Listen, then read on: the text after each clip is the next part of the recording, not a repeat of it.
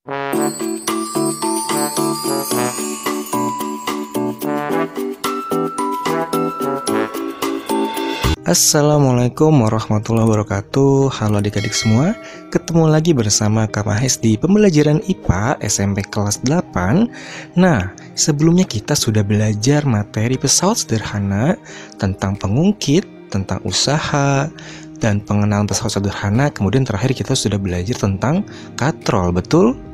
Nah, video kali ini kita akan masuk ke materi terakhir di bab pesawat sederhana, yaitu tentang bidang miring, tentang gear, dan bagaimana prinsip kerja pesawat sederhana pada kerangka dan otot manusia. Nah, sebelum kita belajar, jangan lupa di like, di komen, di subscribe, bunyikan lonceng notifikasinya, dan jangan lupa share video ini ke teman-teman kamu ya. Oke, kita masuk pembahasan pertama tentang bidang miring. Apa sih bidang miring? Ya bidangnya miring. Pernah nggak sih kamu melihat orang menaikkan barang ke atas truk? Biasanya ada papan atau kayu yang disandarkan ke bak truk agar membentuk bidang miring. Nanti barangnya didorong sehingga bergerak ke atas papan ya, lewat papan menuju bak truk, betul? Nah, menurut kamu apa sih manfaat bidang miring tersebut? Jadi, bidang miring ini adalah bidang datar yang diletakkan atau dipasang miring sehingga membentuk sudut tertentu. Nah, keuntungan menggunakan bidang miring ini dapat memindahkan benda ke tempat yang lebih tinggi dengan gaya yang lebih kecil. Coba deh, kamu bandingkan mana yang lebih mudah, membawa benda pada bidang miring atau mengangkat bendanya ke bak truk langsung. Ayo, pasti lebih mudah pakai bidang miring dong, betul? Jadi kita menggunakan gaya yang lebih kecil. Inilah manfaat bidang miring ya. So, semakin landai suatu bidang miring, maka gaya yang dibutuhkan akan semakin kecil. Tapi jarak yang ditempuh jadi lebih panjang. Tapi semakin curam suatu bidang miring, maka gaya yang dibutuhkan akan semakin besar. Tapi jarak yang ditempuh menjadi lebih pendek. Jadi ada plus minusnya ya. Nah, dalam kehidupan sehari-hari, prinsip bidang miring ini diterapkan pada beberapa hal. Pertama, tadi yang kakak sebutkan ya, menggunakan papan yang dimiringkan untuk menaikkan benda ke dalam truk. Nah, kemudian pernah nggak sih melihat jalanan yang ada di pegunungan? Kenapa ya jalanan berkelok-kelok? Nah, itu ternyata fungsinya untuk mengurangi kecuraman di daerah pegunungan. Nah, ini juga contoh bidang miring. Begitupun ketika kita membuat tangga yang bertingkat-tingkat dan berkelok-kelok di rumah, ya, itu pun fungsinya agar tidak terlalu curam tangganya. Itulah fungsi bidang miring juga.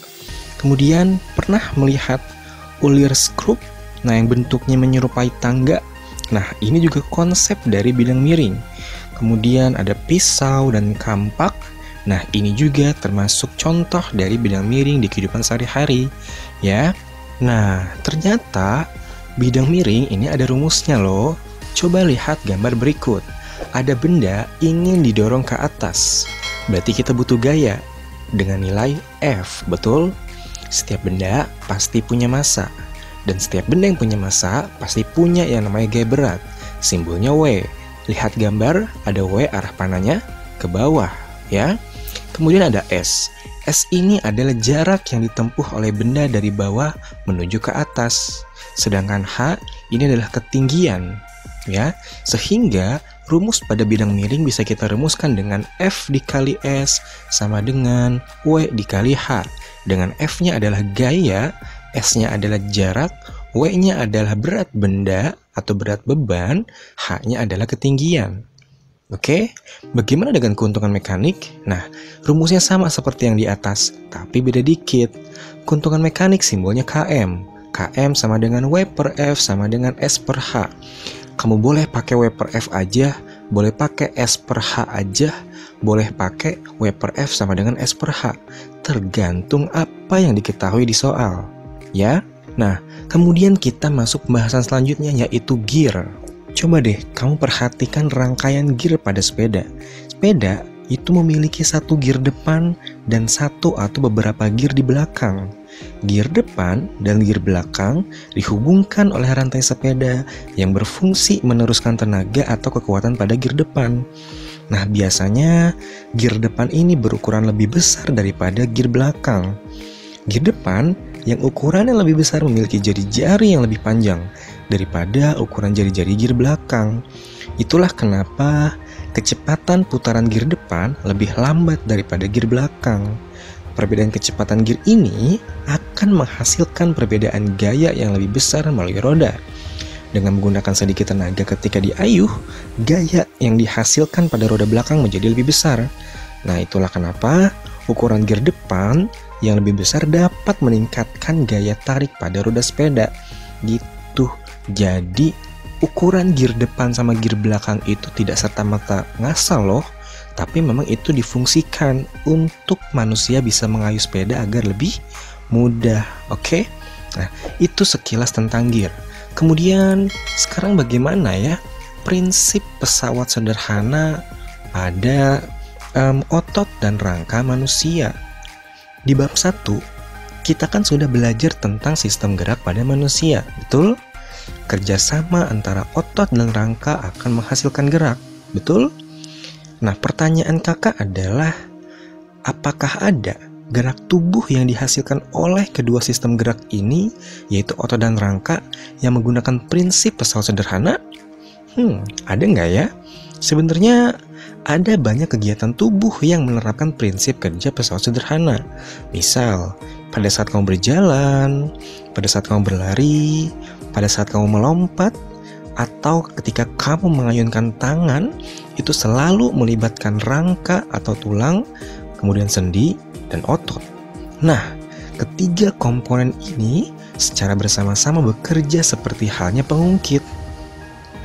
Dalam hal ini, tulang berfungsi sebagai lengan, sendi berfungsi sebagai titik tumpu, dan otot sebagai kuasa atau yang memberikan gaya. Beberapa gerak tubuh manusia ada yang erat kaitannya dengan prinsip kerja pengungkit, terutama pengungkit jenis ketiga. Misal, respon cepat yang menggerakkan tangan dan kaki ini adalah bentuk pengungkit jenis pertama. Contoh lain, gerakan mengangkat tubuh yang bertumpu pada jari kaki ini adalah contoh pengungkit jenis kedua.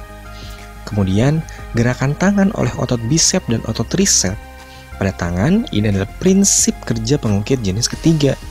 Ya, jadi kalau dilihat dari gambar, ya itulah poin-poin yang tadi kakak sebutkan. Gitu. Jadi ternyata ketika manusia bergerak ini juga ada prinsip kerja pesawat sederhananya. Ya. Jadi betapa luar biasanya ilmu yang Allah ciptakan begitu sempurna. Jadi jangan malas untuk belajar, jangan malas untuk menggali ilmu, oke?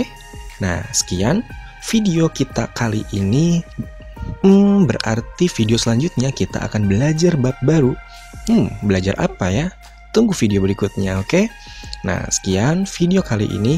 Kalau ada yang ingin ditanyakan, silakan di kolom komentar, oke? Sekian dari kakak. Kurang lebihnya mohon maaf. Wassalamualaikum warahmatullahi wabarakatuh. Setelah nonton, jangan lupa di-subscribe, dibunyikan lonceng notifikasinya. Dan satu lagi, jangan lupa di-share video ini ke teman-teman agar manfaatnya lebih banyak. Oke? See you.